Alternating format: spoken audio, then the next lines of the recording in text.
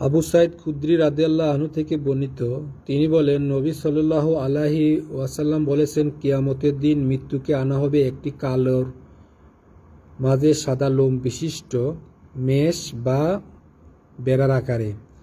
একজন ঘোষক ঘোষণা করবেন, হে জান্নাতবাসীগণ। এ আওয়াজ শুনে তারা মাথা তুলে দেখবে।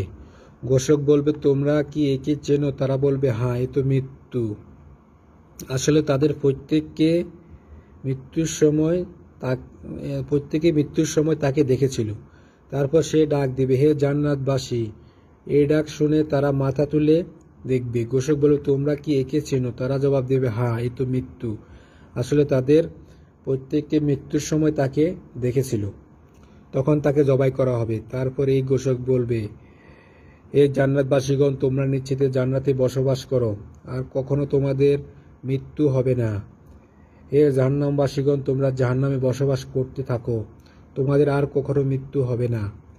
এই ঘটনা বর্ণনা করার পর রাসূলুল্লাহ সাল্লাল্লাহু আলাইহি ওয়াসাল্লাম পড়েন, অর্থ, হে রাসূল, তাদেরকে ভয় দেখাও সেই আক্ষেপের দিনের, যে দিন ফয়সালা হয়ে যাবে, অথচ এরা তবুও গাফেলতির মধ্যে ডুবে আছে।